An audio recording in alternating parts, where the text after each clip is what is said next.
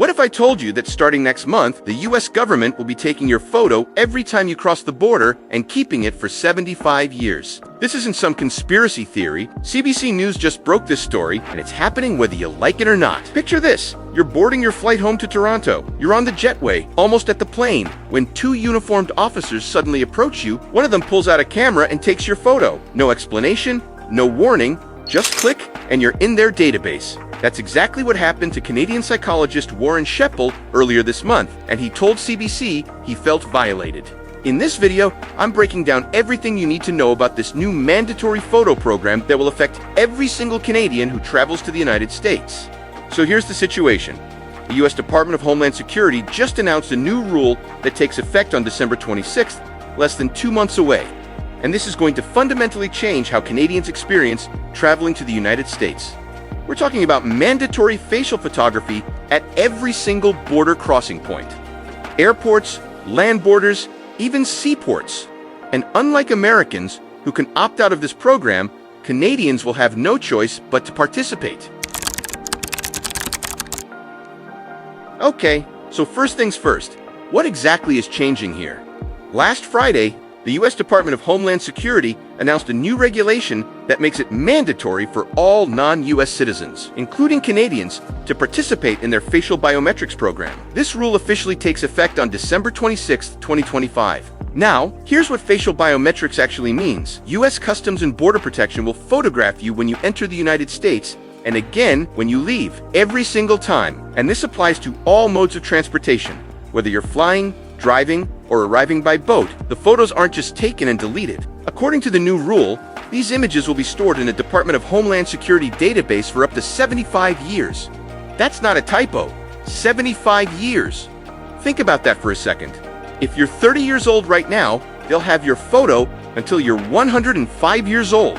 Now, here's the timeline for implementation. For land borders, so think Windsor and Detroit, Niagara Falls, Peace Arch, U.S. Customs and Border Protection told CBC they expect to have the facial biometric technology fully in place sometime next year in 2026. For airports and seaports, we're looking at a longer rollout. Full implementation is expected within the next 3 to 5 years, but here's the thing. It's already happening at many airports right now, which is how Warren Sheppel got photographed on that jetway in Cleveland. So why is the U.S. doing this? According to CBP spokesperson Jessica Turner, this expansion fulfills a congressional mandate to biometrically record the majority of foreign nationals who enter and exit the United States. CBP is positioning this as a benefit to travelers, calling it a fast, accurate, and touch-free method to verify identities. But as we'll get into later, not everyone sees it that way.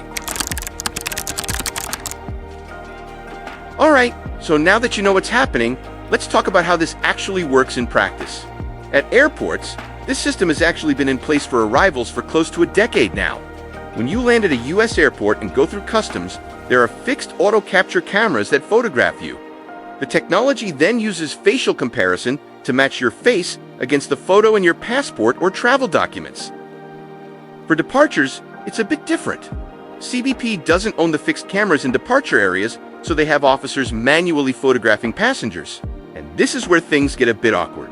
Sometimes, these officers will approach you on the jetway right before you board your plane and snap your photo. That's what happened to Warren Sheppel. According to the CBC article, he said he was aghast and felt ambushed. The officers never explained who they were or why they were photographing him. He only found out later what was going on. Now, for land borders, the process is going to be less obvious. CBP is currently testing technology designed to capture images of passengers while they're still in their vehicles. So, theoretically, you might not even realize you're being photographed as you drive through. The technology behind all of this is facial recognition software. It captures your image and compares it against the photo in your travel documents, your passport, visa, whatever you're using. The system is looking to verify that you are who you say you are. CBP says this is just automating what border officers already do when they look at your passport photo and then look at your face. They're replacing the human eye with a camera and an algorithm. And look, I'll give them this. From a pure efficiency standpoint, it probably does speed things up. Facial recognition is fast, but efficiency isn't everything. And that brings us to the biggest issue with this whole program. Here's where things get really concerning. CBC spoke to Jeremy Scott, who's senior counsel at the U.S. Electronic Privacy Information Center, and he raised some red flags that I think every Canadian needs to hear about. First major issue, the United States has no federal laws regulating facial biometrics. None. That means there's no comprehensive legal framework protecting how this data can be used, who can access it, or what happens if it's misused. Now, you might be thinking, okay, but they said it's only for border security, right? They're just checking identities. What's the problem? Well, here's what Scott said to CBC. And I'm paraphrasing here. The creation of this infrastructure creates the possibility of mission creep. That's when data collected for one specific purpose starts getting used for other purposes that were never disclosed or agreed to. And this isn't hypothetical. Scott pointed out that the Trump administration has already shown they're willing to use personal data beyond its intended purpose.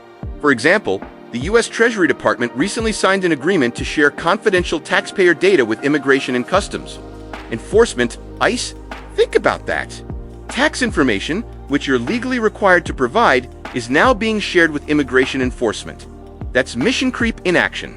Scott told CBC, "We've already seen this administration take information they have and try to use it for reasons or uses that were outside what was the actual original purpose of its collection." It really leads to a chilling effect kind of across the board. So when they say these photos are only for verifying your identity at the border, the question becomes, what's stopping them from using it for something else down the line? Surveillance? Tracking? We don't know. And that's the problem. Now, here's another major issue: the loss of opt-out rights for Canadians. Currently, if you're an American citizen, CBP assures you that your photos are only retained for up to 12 hours, and you can opt out of facial biometrics by requesting a manual inspection. Some privacy protection there, at least for Americans. Canadians, right now, you can also opt out if you request it. But starting December 26th, when this new rule takes effect, that option disappears. Participation becomes mandatory. If you want to enter the United States, you're getting photographed. Period. And here's what really bothers me about this. Many travelers aren't even being informed this is happening. Warren Sheppel told CBC that no one informed him he could opt out. He said if he had known, he would have refused. But instead, 2 officers just appeared with a camera and click he's in the database. He told CBC, "I just don't trust the system. I'm a very strong advocate of privacy, and honestly, I don't blame him."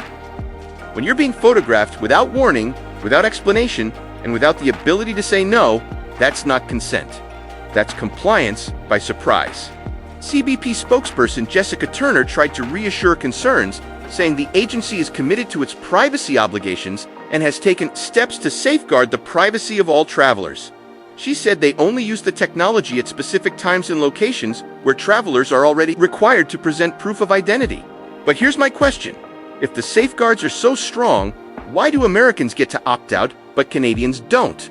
Why are American citizens' photos deleted after 12 hours while ours are kept for 75 years? That doesn't exactly inspire confidence. So what does all of this mean for Canadians who travel to the US? Well, according to the CBC article, some people are already reconsidering their travel plans. Warren Sheppel said now that he's aware of these expansion plans, he's thinking twice about future trips to the United States. And he's not alone. U.S. immigration lawyer Len Saunders told CBC that this program could further hurt the Canadian tourism industry in the United States. He said, "It's definitely not helping encourage foreigners to come to the United States. It's another deterrent." And the numbers back this up. Since President Trump took office, Canadian travel to the U.S. has plummeted. According to Statistics Canada data from September year-over-year, return trips by Canadians traveling to the U.S. declined by 27% for air travel and almost 35% for land travel. Now, that decline is partly due to anger over Trump's trade policies and his comments about Canada becoming the 51st state. But this new photography program isn't going to help those numbers recover. Saunders told CBC that even if tourism numbers decline further due to concerns over facial biometrics, it's unlikely the Trump administration will do anything about it. He said, "They don't seem to be in the business of encouraging tourism. It's something that I don't think the American government really cares about." Now, to put this in perspective, a lot of countries are using facial biometrics these days. It's not unique to the United States. Canada actually uses it for international arrivals, though passengers can opt out by requesting a manual inspection. The European Union is rolling out a program that requires non-EU citizens to be fingerprinted and photographed before entering the region. So facial recognition at borders is becoming the global standard. The question is, how is it being implemented and what protections are in place? And that's where the US system stands out, and not in a good way. The combination of mandatory participation, 75-year data retention, and lack of federal privacy laws makes the US approach more invasive than most other countries' programs. For Canadians specifically, this is a big shift. We're used to a relatively friendly, open border with the United States. Yes, you need your passport. Yes, you answer some questions, but it's generally been pretty straightforward. This adds a new layer of surveillance that fundamentally changes that relationship. And for people who cross frequently, whether for work, to visit family, or for leisure, you're going to be building up quite a collection of photos in that database. Every single crossing captured and stored for decades. Alright, so you're probably wondering, what can I actually do about this? Well, if you're planning to travel to the US before December 26th, you still have the option to opt out. When you arrive at the border or airport, you can request a manual inspection instead of participating in the facial biometrics program. You have that right for now. If CBP officers approach you with a camera, you can ask questions. Who are they? Why are they photographing you? What's the purpose? You have the right to understand what's happening. Don't be afraid to ask. After December 26th, though, your options become much more limited. Participation becomes mandatory. If you refuse to be photographed, you could be denied entry to the United States. So at that point, it really comes down to a personal decision. Is traveling to the US worth accepting these terms? Here are some things you can do to stay informed and protect yourself as much as possible. First, check the CBP website regularly for updates on the program. Things might change, new information might come out, and you want to stay current? Second, understand your rights, even if they're limited. Know what questions you can ask, what information you're entitled to, and what recourse you have if something goes wrong. Third, document your experience. If something unusual happens, if you're photographed without warning, if officers don't identify themselves, if you feel your rights are being violated, document it. Take notes, file complaints if necessary. And fourth, consider whether this affects your travel plans. For some people, this might not be a big deal. For others, it might be a deal breaker. Only you can decide where you stand on the privacy versus convenience scale. If you do choose to travel to the US after December 26th, just be prepared. Know that you'll be photographed at every crossing point. Know that your image will be stored for up to 75 years. And know that there are currently no federal laws preventing that data from being used for other purposes in the future. It's not a comfortable situation, but it's the reality we're facing.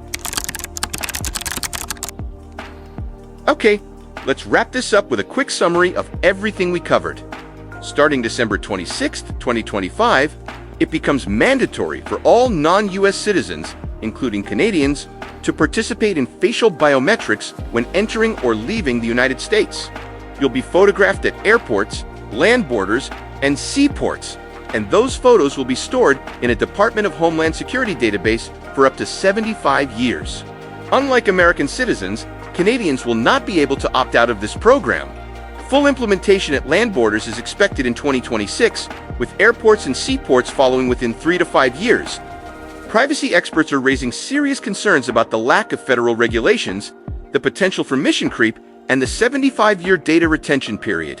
And we're already seeing Canadian tourism to the US decline significantly, with this program likely to compound that trend. This is part of a global shift toward biometric border security. But the US approach raises unique concerns because of how it's being implemented and the lack of privacy protections. So, here's my final thought. This fundamentally changes the relationship between Canadian travelers and US border security. It's more invasive, more permanent, and less transparent than what we're used to. Whether that trade-off is worth it for your travel needs is a decision only you can make. But one thing's for sure, we should all be paying attention to how this program is implemented, how the data is used, and whether those promised safeguards actually hold up in practice. So I want to hear from you. What do you think about this program? Would this change your travel plans? Are you comfortable with your photo being stored for 75 years? Let me know in the comments below. If you found this video helpful, please give it a thumbs up and share it with any Canadians you know who travel to the US. This is information people need to be aware of. And if you haven't already, hit that subscribe button and turn on notifications so you don't miss future videos on important stories like this. Thanks so much for watching. Stay informed, stay aware, and I'll see you in the next video.